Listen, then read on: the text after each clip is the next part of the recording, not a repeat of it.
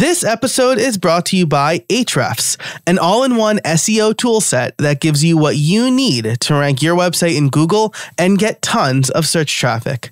And now you can use their webmaster tools for free. Ahrefs has been instrumental for me in increasing traffic to my sites. Over the holidays, I had the best quarter for affiliate income because it showed me my most popular pages and topics, and I was able to optimize and update accordingly. Their webmaster tools are made for small website owners. Connect your website through Google Search Console and get your site audits, backlinks, and keyword data. If you create content, this is a must-have. Gain a following and increase traffic to your site for free. Sign up for Ahrefs at ahrefs.com/AWT.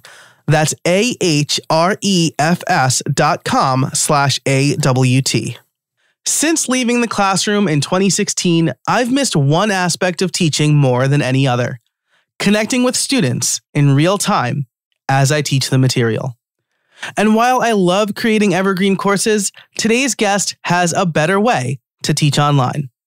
Wes Kao, co-founder of both altMBA and Maven, tells us about Cohort-based Courses, or CBCs, and I am all in.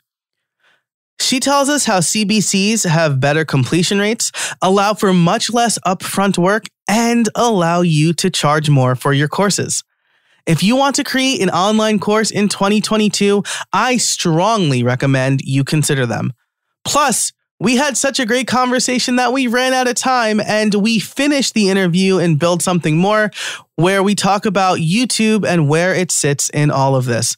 Wes was incredibly complimentary of my background, and it made me blush a bit because she is a rock star. I loved this conversation, and I know you will too. This conversation, by the way, that's brought to you by Ahrefs, Riverside, Text Expander, and Nexus. You can learn more about them and get all of the show notes and top takeaways over at howibuilt.it/256. But for now, let's get into the intro and then the interview. Hey, everybody, and welcome to How I Built It, the podcast that helps small business owners create engaging content that drives sales. Each week, I talk about how you can build good content faster to increase revenue and establish yourself as an authority. I'm your host, Joe Casabona. Now let's get to it. Want to know the best way to get new episodes, top takeaways, and other tips, tools, and tricks to become a more consistent creator? Sign up for Build Something Weekly. It's totally free, totally weekly, and it will provide you the resources you need to build good content and drive sales. On top of having these episodes delivered straight to your inbox, you'll get some quick thoughts, recommendations, and a content roundup. The perfect way to start your week. You can sign up for free at howibuilt.it/subscribe. That's howibuilt.it/subscribe to get my free weekly newsletter. Wes, how are you today? I'm doing great. Excited to chat today. Likewise. So when we first got connected, there were basically all of the proposed topics I was really excited to see and talk about. But I think there are two specifically that I think will be really helpful for myself, but also for the audience. One is to stop feeding the content monster. Something that I talk about in my membership and in my own content is how to be consistent with your content creation process and how to make money with your content. And if we look at social media, TikTok, Instagram, YouTube, conventional wisdom tells us like we need to constantly put out videos or content, but I kind of like the angle that we're going to go with here. And then streamlining the course creation process, because I did speak to another course creator and he kind of blew my mind with like the way he develops courses versus how I develop courses. But before we get into any of that, why don't you tell us a little bit about who you are and what you do?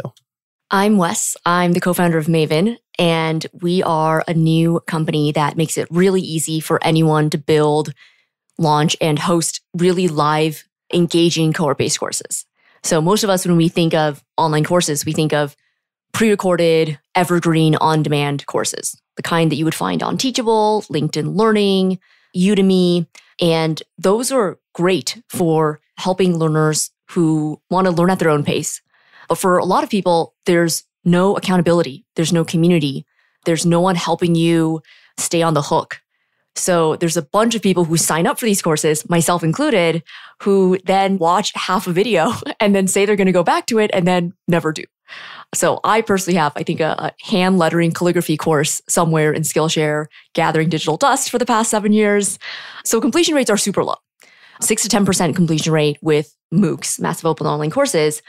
And so cohort-based courses are a different kind of course. They're a new type of online course that Seth Godin and I created when we first launched the altMBA in 2014, 2015, where it's the opposite of an on-demand course. So there are set start and end dates.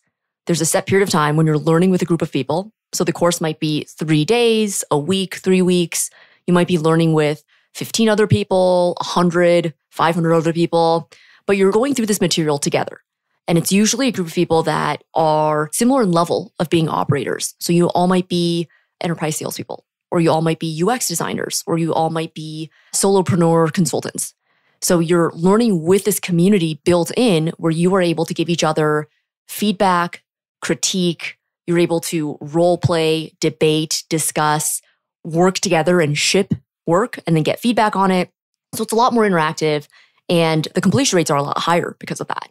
75% completion rate with cohort-based courses. So this is what Maven does. And I've been obsessed with cohort-based courses for the past 6 years or so now. And I've worked with a bunch of different creators, like the co-founders of Morning Brew, Alex and Austin, Professor Scott Galloway from NYU Stern in Section 4, David Perel from Rite of Passage, Tiago Forte from Build a Second Brain. And so I've had the privilege of working with a bunch of amazing creators who have built up these course businesses that are great revenue drivers for them and also give back to their community and invest back in their community. Wow, that's absolutely fantastic. And as you mentioned, right, completion rates for the self-paced courses or MOOCs, which, fun fact, I'm from New York and I'm Italian. And the first time I heard the word MOOC, that's like a derogatory term for us a little bit. Oh my God, I didn't know. Really? Yeah. It's that's like, terrible. it means, it's not like Is like it super spelled bad. The same way or? No, I don't think so. Okay. It's like MOOK and it kind of means like idiot. And the first time I heard the term was the vice president of technology at the University of Scranton. I was working in the IT department and he mentioned it and I almost started laughing and I like looked at my friend. I'm like, what's he talking about MOOCs for? And then he like told me the full, what the acronym stood for. I thought it was so funny.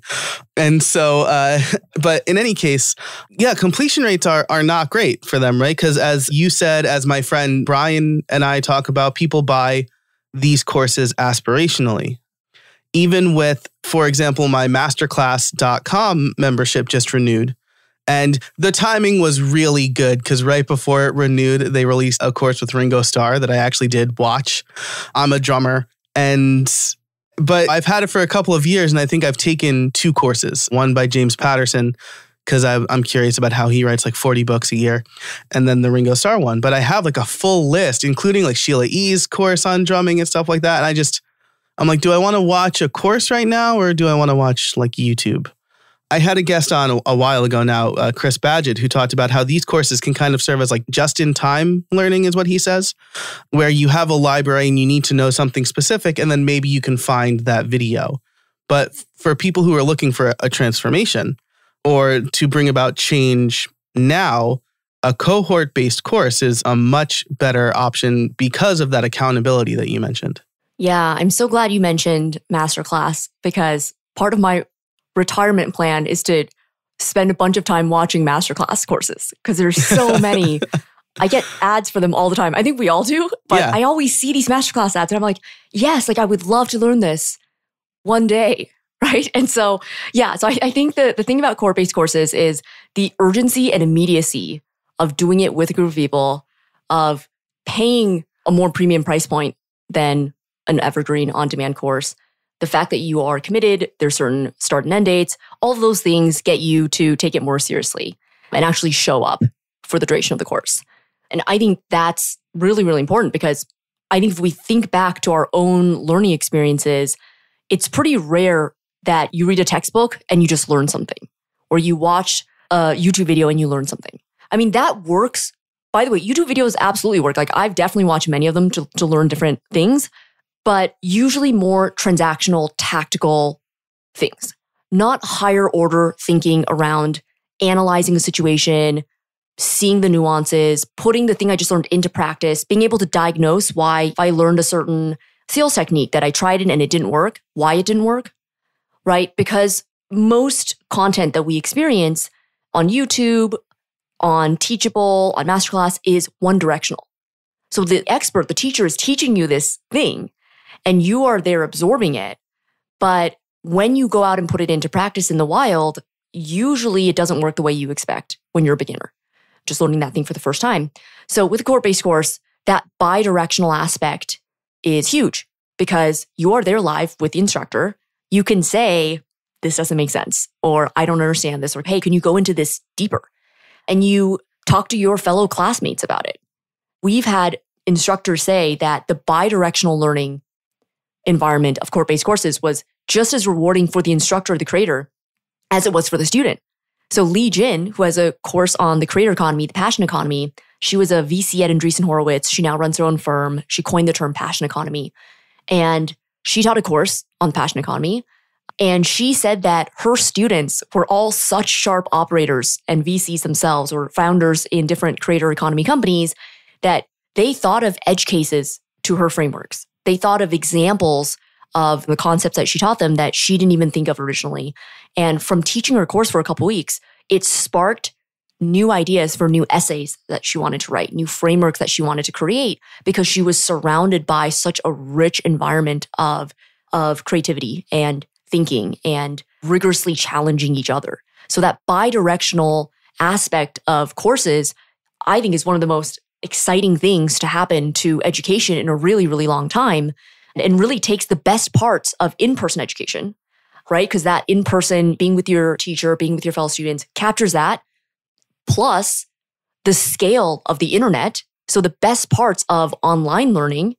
So now you're not just limited to people who live in your city or people who are within 5 blocks of your school, right? You can meet people from all over the world who are just as excited about crypto as you are, or just as excited about learning negotiation, or just as excited about learning photography.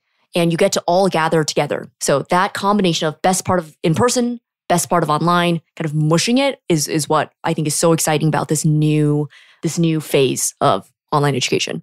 Yeah, I think that's just such a fantastic point because, again, I taught at the University of Scranton for almost a decade. It was like right after I got my master's until I moved away.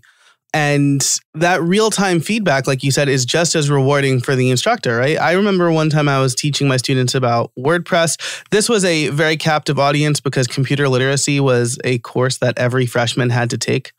And I tried to make it fun because I was just out of school myself. And I knew I tested out of that course because I knew I didn't want to take it. And so I talked about kind of setting up your own blog and the importance of creating a personal brand, what we called it, right? And back in 2011 or whatever, 2010. And I remember describing an aspect of WordPress where it was like the difference between a post and a page. And I described it in a way that only a person using WordPress for 8 years or whatever it was then could describe it. And one of my students raised her hand and said, I have no idea what you just said. And I was like, great, I'm going to figure out a better way to describe this. And being able to kind of readjust based on that as well, right? And when people are registering for online courses versus a college course, it's probably a little bit different. There are not prereqs, but they are interested in the subject material. But you don't spend 6 to 12 months developing a course and then putting it out in the world and going, is this going to land? Is this going to do well? Which is something that I think a lot of course creators probably do right now. Yeah. First, Joe, I love that you shared that story. That has happened to me so many times. And I think there's nothing that keeps you humble like teaching a group of students and realizing that you are not explaining things very well. I think actually that everyone should try teaching sometime in their life, whether formally or informally, because it really makes you empathize with your audience in a completely different way. It makes you realize that you assume so much about what they know or don't know, or you're building on, you might be using analogies that they're not familiar with, or it's just such a eye-opening experience that makes you a sharper communicator, a sharper thinker, a more logical thinker. So I love that you shared that example. And to comment on your second point about spending a ton of time making a course and then no one wanting it, this is a huge, huge problem. The first thing that we teach in the Maven Course Accelerator, which is a 3-week course, free course that I teach on how to build a cohort-based course, the first thing that we teach is course market fit. And I go through a series of slides where basically I explain how most first-time course creators think that they're going to work on their course. It's going to be glorious. You're going to jump on Zoom and have pages and pages of gallery view of students waiting to learn from you and students knocking on your door, wanting to join a wait list. But what really ends up happening is usually more like crickets and tumbleweed. No one shows up. No one signs up, right? Like I'm feeling this right now. Yeah, right. It's getting real for sure. Like It's so important to think about course market fit before you build anything for your course. Think about, why are you uniquely suited to teach this? Why is your topic in demand, even if you're not teaching it, that this is a trending topic overall? It's possible that if there's no other person teaching this topic, that you stumbled upon something first. It's possible. It's more possible that there's no market demand for this because there are people who are smarter than us, like all of us, and they probably would have figured it out and tried teaching a course on this, right? So thinking realistically about, if you were going to be invited by Harvard Business School to do a guest lecture, what would they likely invite you to teach on, right? Just looking at your background and external credibility signals, what is that likely topic? For most of us, it's not that many topics. Like if you ask a stranger on LinkedIn, like, hey, guess what I'm an expert on? They should be able to pretty much say whatever your course is going to be. So I think like that real talk at the beginning, level setting with course creators, is great. It's something that we do first thing because you want to build a course where students are going to want to sign up because that's much more gratifying for you. And it's way too much work to do if you're not going to have any students. So there's an exercise that I call outside in, inside out. So outside in is thinking about what we just talked about here with external credibility indicators, market demand, and thinking about from the outside, what are the topics that you might want to teach there? And then inside out is the opposite. Inside out is looking inwards in your heart of hearts, picking a topic that you could see yourself working on for at least a couple months, year or years. And years sounds like a long time, but if you look at your track record, like most people have been working on their careers for years, right? So whether it's marketing or design, sales, entrepreneurship, like you've been doing your thing for a while. So pick something that you like thinking about, that you are personally fascinated by and continue to go back to, right? Because you want to pick a topic where you're going to be excited to teach it and excited to talk about it. And that enthusiasm is contagious with your students. So imagine two circles in a Venn diagram. Outside in is one. What do people constantly ask you about? What are questions you always get? Who is asking those questions? And then inside out, what are the topics you keep going back to? So one example is with one of our Maven instructors, Sarah Sodin-Parr. She's a lead researcher at Airbnb, and she created a course recently on figuring out what product to build and building something that people want. So when she did that exercise, her outside in circle, she thought about all the founders who asked her, hey, Sarah, how do I know what my customers want? And all the product managers who said, how do I get at the truth of what my users are saying in customer development interviews? Because sometimes they say one thing, but I give it to them and they don't actually want that. So she made a list of all these questions that she got asked all the time. And then her other circle with Inside Out, she thought about her own experience, her own career in design over the past 10 years. What were the things that she constantly came back to that she was personally excited by? And one of them was user psychology, understanding the way people's brains work, right? And the other one was getting at the truth of deciphering what people mean when they say certain things. So she was fascinated by the words people use, what it means, right? And so her course was about this. And the exercise directly translated into copy on her landing page. So if you look above the fold on her landing page, she's speaking directly to founders and product managers who want to know what their customers are before building that thing. Yeah, that's amazing. And I love what you said here about kind of copy on landing pages, looking outside in, right? understanding what your external credibility is, I think is so important, because people will say it's easy to make a course. First of all, it's not easy. It's not easy to make a good course, certainly. But my first online course was text-based. And I'll set the stage here, right? When I made my first online course that I sold on my own, I had 2 books published by publishers. One was called Building WordPress Themes from Scratch. One was called Responsive Design with WordPress. So both developer ebooks.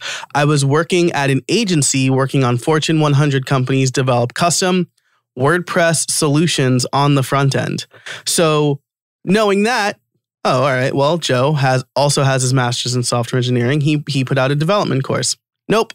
I put out a text-based course called How to Launch Your WordPress Blog, which, let me tell you all the reasons this is bad. Maybe you know, Wes, but for those listening, all of that is already free online somewhere else. It's not anything I was remotely known for, right? I mean, I had a blog, but that's not what I was an authority on. I just put it together because I thought it was easy, especially because it was like a text-based course. So I was like, oh yeah, I'll just find a bunch of blog posts I already wrote, rework them, whatever. And I think like 3 people bought the course. And I spent a lot of time writing and screenshots and putting it all together. And so I think the outside in, inside out approach is really good for figuring out what you should make your course for. And then we've touched on this a little bit, right? But back in November, I talked to Jono Petrohilos, who mentioned the 6 to 12 month course creation process. And you do that, and then you hope, like you said, people will buy it, but it's actually going to be crickets. Jono said, have a webinar, pre-sell the course, develop the course as you go along. I'm curious to hear what your approach might be. How much of our course material should we have ready to go when we launch? What should we do to develop that hype? Yeah, that's a great question. I think the amount of material you want to have ready by the time you launch your course is one factor to think about. I think the more important underlying question is, how much conviction do you have that this is the right course that you should be teaching and that there's market demand for it? Because if you do have conviction about that and you know the material that you want to teach, then you could probably announce your course and then build it along the way. If you don't have conviction, then figuring out how to get that conviction, I think, is the most important thing. So one thing that we have all instructors do at Maven is do a survey to your audience. And the idea here is that you want to get a better sense of whether your hypothesis around your target student, around your topic, around the student outcomes that you're promising that your course is going to deliver, whether that actually resonates with students. And we found that even if you are an experienced creator with a huge audience, this surveying your audience still helps.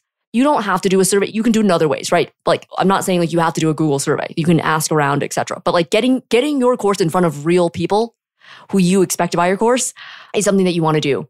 And so one example of this is Pomp, Anthony Pompliano. He is an investor with a Bitcoin course. He has 1 million followers on Twitter. He's very big in the crypto space. And Pomp initially thought that his Bitcoin course was going to be for beginners. And he started creating content, started putting together his curriculum, fleshing out his modules, his learning objectives. And then at some point, we said, well, Pomp, we know you know your audience really well, but humor us and let's just do a gut check. Let's have you tweet about your course and see if the people who responded to the survey are, in fact, the people who you expect to take your course.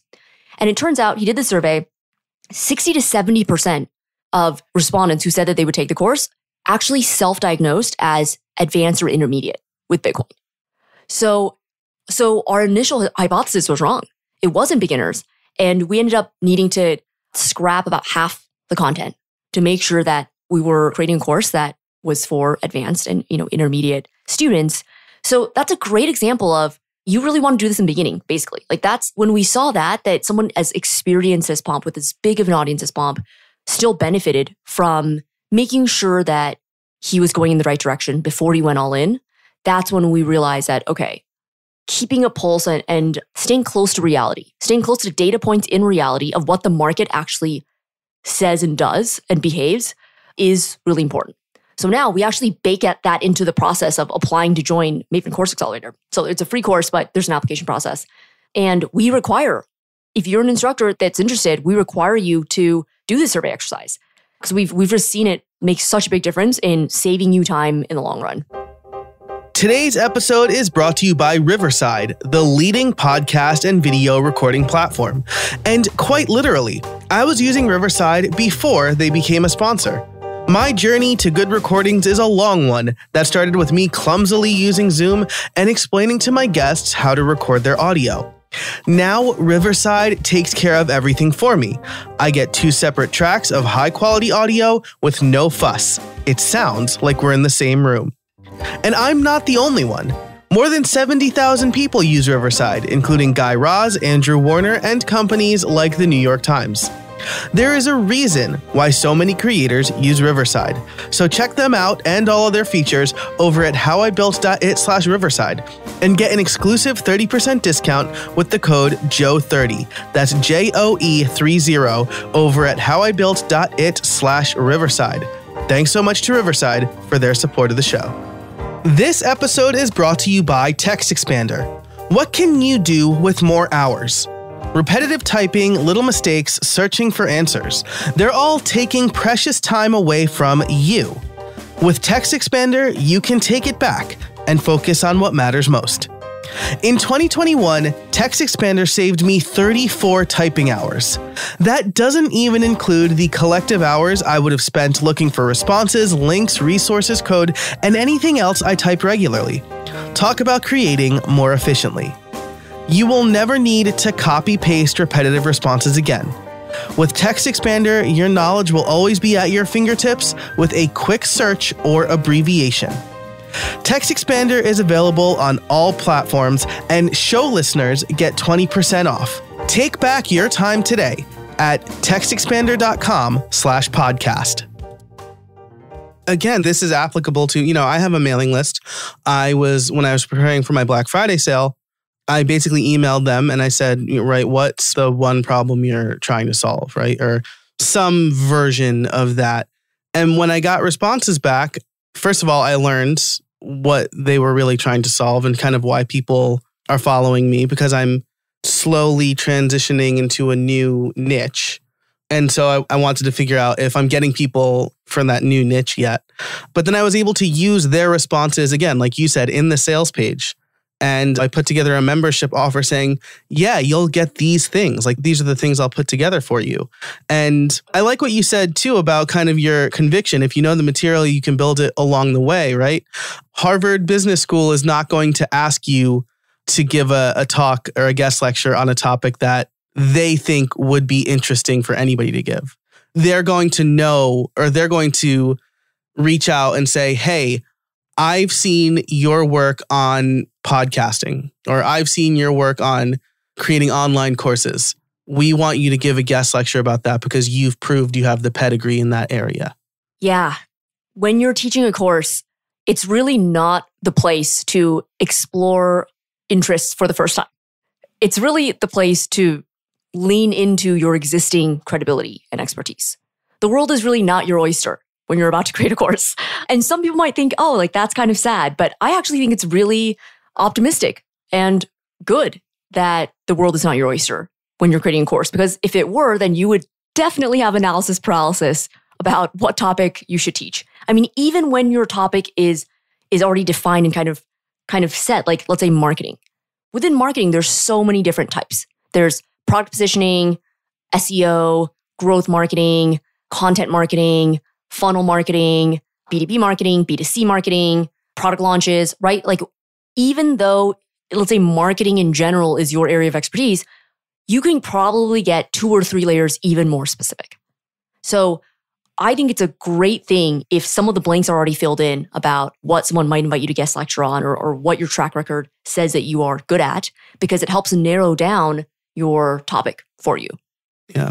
And plus, people are looking to learn from you so they don't make the same mistakes, right, that a beginner might make. And if you're learning along with whatever course you're teaching, you could be making those beginner mistakes because you just don't have the experience. One example is I put out a blog post based on one of my books on Smashing Magazine, like a well-known web development publication. And I was like, top 10 ways you can customize WordPress. And one was a method that is strongly recommended against. And that hurt my credibility a little bit, but I picked it because I needed a 10th one. And that's how I learned it all those years before writing the book. And so when you truly become an expert and you have that experience, this is part of what people are paying for when they take your course. Yeah, absolutely. I think there are definitely channels where you can share your learnings as a beginner. So I think Twitter is a great one. There's a lot of people on Twitter who are just one step ahead of you, who are sharing what they recently learned, right? They're sharing their journey, seeing and learning as a beginner. So there's different roles you can play in relation to your audience. One is the beginner, the curious beginner that's sharing everything that they're learning. And the other is the credible expert that is sharing what is proven, what they have personally tried. So I think free channels tend to be better for sharing as a curious beginner. If you can make it work as a curious beginner to charge a premium for your course teaching that topic, then by all means, definitely go for it. I think one of the things that I love about cohort-based courses right now is that there's so much innovation in the space. There's so many creators. Creators are by nature innovative creatures that break rules. And so I'm here saying that it's hard to make a course as a curious beginner and charge $500, $700, $1,000, $2,000 for it. But I'm sure by the time this comes out, there's going to be a creator out there who's doing it, and that's going to be awesome. So whatever I'm saying here is they're general principles, general guidelines. So if you are a creator listening to this and you want to break any rule, I love it. Definitely do it. Report back to me on how it goes, and then we will share those learnings with other creators who might benefit. Yeah, that's a really good point, right? Things are evolving. But again, based on my experience, based on your much grander experience, if you're selling a course, right? I think the way I've always put it is when I was doing web development client work, I could get in a room with somebody and I had a lot easier time selling a $5,000 or $10,000 website to one person than I did selling $150 courses. Yeah, that's right. $150 courses. Because when people met with me, they saw that I knew what I was talking about. They saw that I could solve the problem they were having. When you're creating that landing page, that marketing copy, maybe that YouTube video to help, my experience is that YouTube doesn't really help build your mailing list, but maybe that's something else I want to get to. You do need to be an expert, I think, and you need to show them that you can solve the problem that they're looking to solve. So I think what you're saying is absolutely true. I'm the curious beginner in my membership, but my membership is like $10 a month, more or less, for people to just kind of watch me try things and then they don't have to try it, right? And then they could maybe go and try it. But if I'm doing a cohort-based course, I'm going to charge a lot more for that. Yeah, I would say that I just thought of an exception, which is if you yourself as an instructor are not the sole provider of value or the sole instructor, then a curious beginner approach could work if you're curating a bunch of guest speakers, for example. So if you play the role of a host almost, and then you curate the smartest minds in the space and bring them all together and set them up for success to teach certain workshops, and you make sure those workshops are good, and you create that infrastructure for people to gather, that I could see working. But in that case, it's like, in either case, you need to fill, if you imagine a jar and there's a line drawn in that jar, that's a threshold for value that people must have, right? Students must get from your course. So you need to exceed that threshold. So you can put different things in there. And for most instructors, it's their own credibility and frameworks, community, interactivity, like that all adds to the jar and then, reaches that line.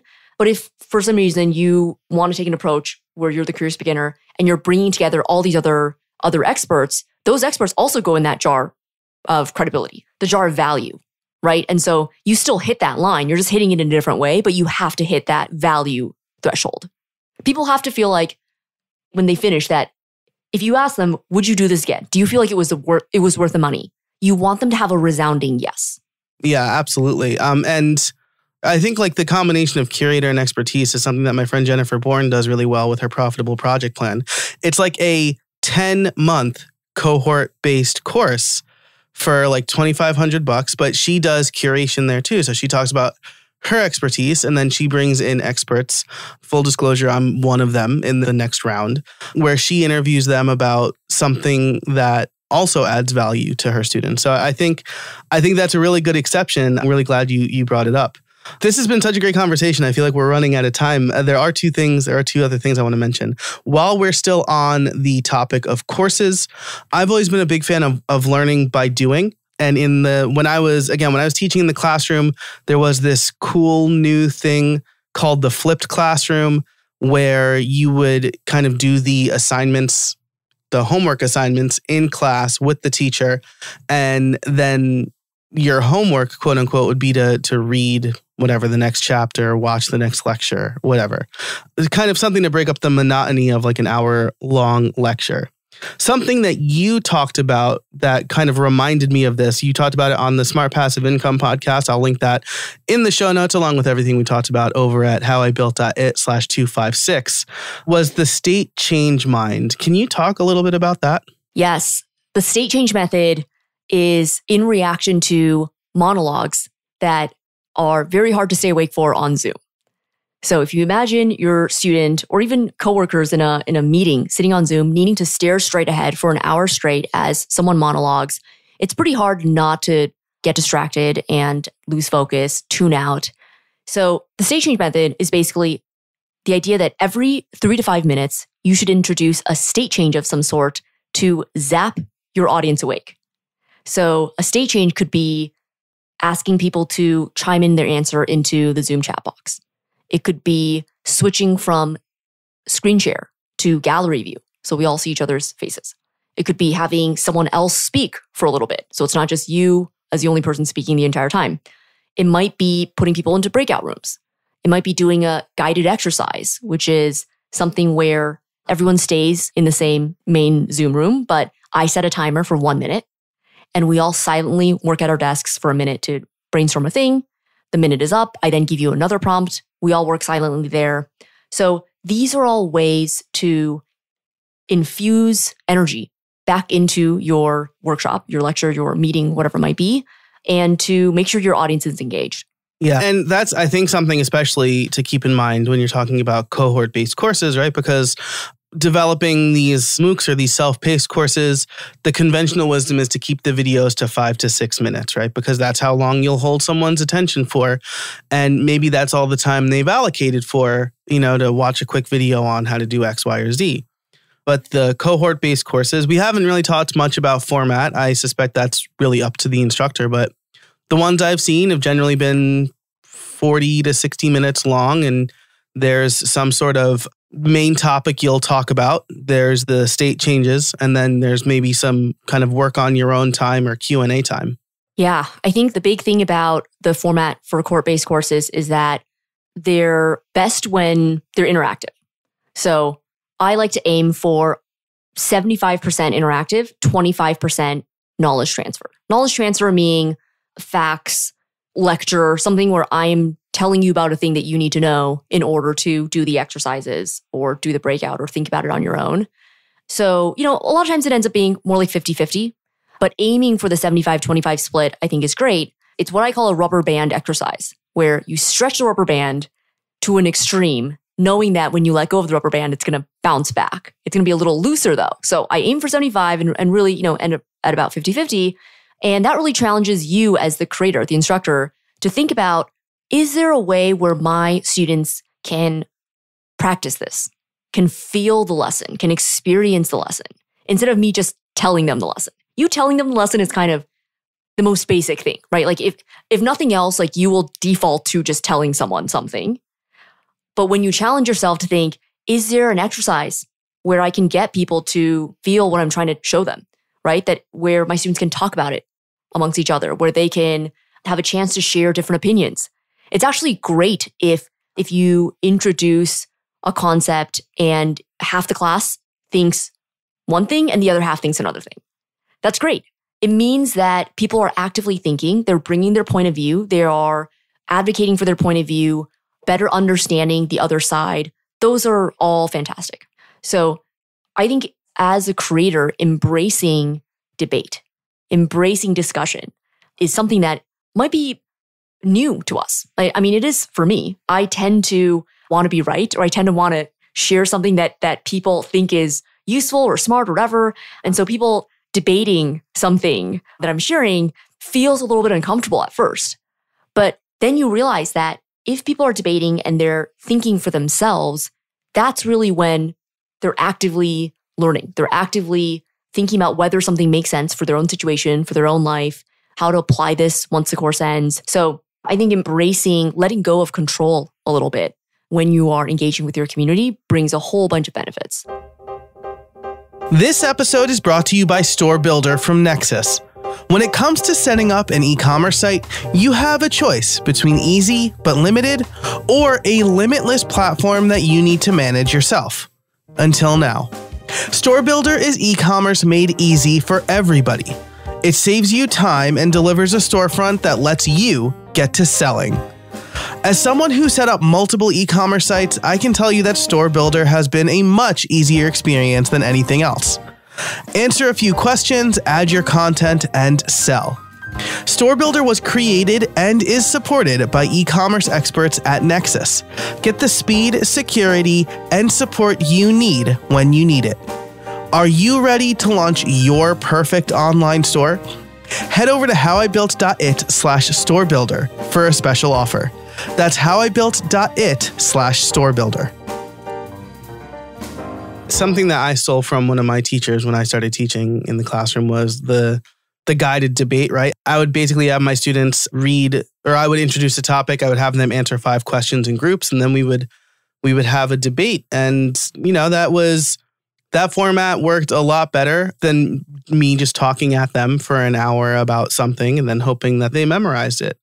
And I think that 75% interactive, 25% knowledge transfer is something I wish I had when I tested a cohort-based course back in October called Beyond 8, which was basically designed to get people beyond most people who start a podcast make it to 7 or 8 episodes. And so this was designed to get people past those 8 episodes to have a more consistent show.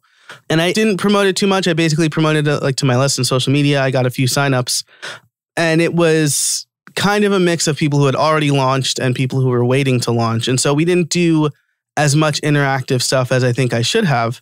They got access to certain areas of some pre-recorded videos that they could watch on their own. But if I had to do it again, I would make the outline a lot clearer. And I would have that interactive stuff. I would also announce the date and time before people signed up. I was just kind of like, what works for you guys? Like noon or on Thursdays maybe? And some people who were full-time employed and that just didn't work for them. So I would probably announce the time ahead of time so that people know that they could attend or not. And then I would definitely add more interaction because it was kind of just like, what do you think of those videos? And now I'll talk at you and now you'll ask questions. Yeah, I think those are really, really good learnings. And I think it's a really positive attitude as a course creator to reflect on what would you do differently? What do you want to do next time? There's always going to be something. It's kind of like starting a business. Like there's always something you can improve. You're never done, right? Or like improving your writing. There's no upper bound for how good of a writer and how good of a communicator you can be. But sometimes people look at their course and think, oh, well, I built the content. I'm done. Right? Or like, oh, I ran it once, I should be done. And it's really not like that. Especially if you want to grow and make it something increasingly successful. So I love that you have learned so much from all the courses that you've built over the years. And then touching on your point about letting people know the date, time, etc. The thing about cohort-based courses that makes it so different from other types of online learning that are static or asynchronous is the live component. That's the thing that's rare. That's the thing that's scarce. So if that's a thing that's scarce, then you really want to do as much as possible to utilize that. And when you think about it, if someone could read something on their own, or if you're just talking at someone, you might as well record that and let them watch it on their own time. But if you're all going to get together live and block off the time in your schedule to meet up together, what are the things that you can only do if you're live? So group discussion, debate, role-playing, critiquing each other's work, like those are the kinds of things that you can only do really when you're live altogether. And those are usually the things that when I ask students and alumni after a course, what do you wish you had more of?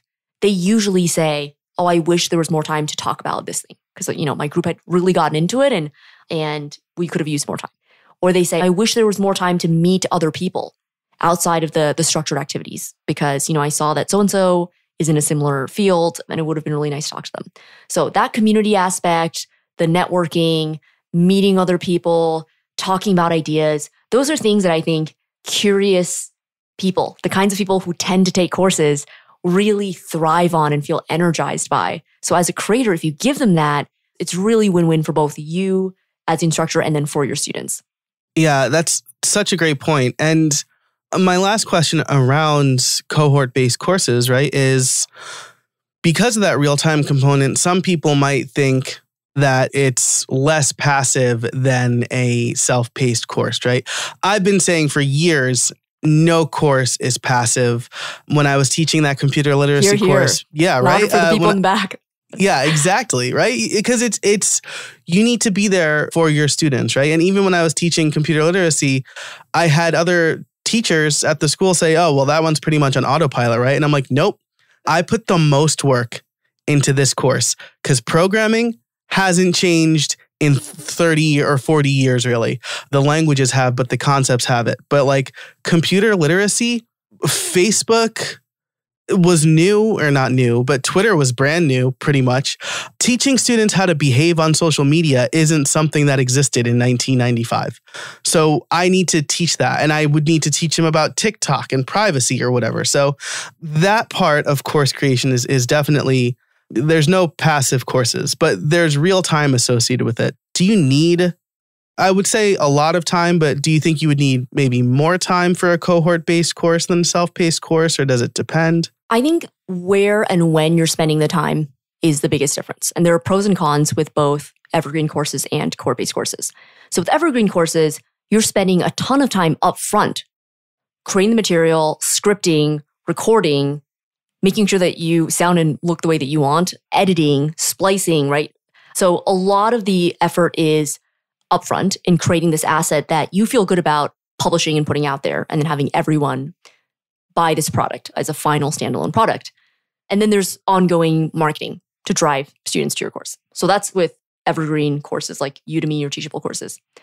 So on the other hand, with cohort-based courses, because of the live component, you don't have to have everything figured out per se with each cohort. You definitely want to add value, but you don't have to have every word scripted to a T like you do when you're filming something, right? That has to be a tight 5-minute video. And because it's live, you can also get tighter feedback loops on what your students find helpful and what they don't find helpful. So with cohort-based courses, there's a lot more flexibility to test your material, if you will, and go with the flow too once you're actually in the course. And if your students are on a roll talking about something, you have that flexibility to continue on that path, as opposed to a pre-recorded video that's 5 minutes. Like, even if people wanted to learn more about the thing, too bad. Like at the 3-minute 30 mark, you are now switching to a different topic, right? And so you've moved on. Email me if you want to learn more, right? Exactly. Yeah. There's more of an organic ability to follow people's interests, follow your students' interests, and see where it goes. With cohort-based courses, they do take time to run each time you want to run the cohort. So if let's say you want to run your course 4 times a year and it's a week or a week and a half, 4 times a year, then you need to block off that week or week and a half when you're teaching your course at that time. I think the upside of that is, even though it takes more of your real-time attention to run the course, you are usually able to charge 10 times more for a seat in that course. So whereas a teachable course might cost $200, or a Udemy course is $10 to $20, almost always $10, no matter what you set the price at. Discount it to $10, yeah. A cohort-based course is anywhere between $500 to $5,000 per student, right? On average, I see a lot of $500, $750 per student. A lot of instructors have $1,000 to $2,000. altMBA is $4,500. David Pearl's Rite of Passage is between $4,000 and $6,000 per student. So the time that you are spending that 4 times per year, 1 week, or X number of weeks, you make up for it because your price point is so much higher. So you make more in terms of revenue, and it's a higher profit margin And then the other aspect too is because you are able to charge more, you can have a smaller volume of students. So you can have something like 15 to 30, 50 or 100. Whereas if you want to make a living selling $10 courses, you need thousands of people to make sometimes the same amount. So there are definitely pros and cons, and there are a lot of instructors who do both. So I highly encourage, if you have a MOOC, consider a CBC. If you have a CBC, consider turning parts of it into a MOOC. It's all your content, right? It's all the ideas in your head that your audience finds valuable. You're just giving it to them in different formats, in different channels, in different media, so that you reach your students, your audience where they're at. Right. And a technique I know that some folks do, maybe this is something that I want to do because I'm more used to the MOOC or the evergreen course, right? Is that people who sign up for the CBC will have access to whatever the recordings or the lectures for as long as they want. And new people who sign up might be able to go back. This is not something I've decided yet, but might be able to go back into the archives of older stuff to kind of see what we talked about. This is stuff that is possible when you're creating the content, maybe can add more value. But again, like you said, it's your content. It's up to you. I'm definitely integrating my evergreen courses into any CBCs I do in the future because that's good content that I can show them and then we can do the activity, right? You watch the how to get sponsor videos. Let's build your pitch deck today. And I'll give you feedback in real time on your pitch deck. I love that. Yes, that's exactly it. You don't need to reinvent the wheel, especially if you have high quality content that you've already put thought into and created. The other thing is if you already have a pre-recorded course, you're kind of 60% of the way there to building a cohort-based course. Because if you're building a cohort-based course for the first time from scratch, a lot of the heavy lifting is in thinking about who is your target student? How do you want to position this? What's the narrative arc of what students should learn first, then second, then third for it to all tie together and make sense? So if you've already done that with a series of pre-recorded videos and you've blocked off, okay, well, it's basically 3 parts, right? The first part we're doing this, second part we're doing this, third part we're doing that. When you turn that content into a cohort-based course, your main challenge at that point is thinking about how do I make it more interactive? But the baseline content is already there. So you're way further ahead than people who are starting from scratch. And I loved your example here of, like people can watch one of your videos on creating a pitch deck and then you actually all create one together. And then you might pick a couple to do live critique to say, here's what works, here's what doesn't. And then you might have students critique each other. And then everyone takes another pass at their own deck, integrating that feedback, and then presents it again. And your students get really rich examples of how everyone else interpreted the prompt or how everyone else put that advice into play or how people improved their work. And all of our brains work so differently. I love seeing how, I did this with my deck. I didn't even think that I would never have thought to do this other thing. But me now seeing that Billy did this and Susie did that helps me realize that those are now options that I can also do for my deck in the future. And so everyone is just learning from each other and from you. Yeah, absolutely. Well, gosh, this has been such a great conversation. I didn't even get to my question about YouTube. Maybe we can touch on that and build something more because I do want to be cognizant of your time. But Wes, I do need to ask you my favorite question before we get going, which is, do you have any trade secrets for us? Ooh, I feel like we covered some good general principles here. I think one good trade secret is embracing constraints. I spent a lot of my time as a creator, as a founder, earlier on in my career, kind of lamenting constraints, like lamenting that, I wish I had these resources, or I wish I had these connections, or I wish, this didn't have to be restricted in this way. But when you embrace constraints, you give yourself a chance to be creative within those constraints.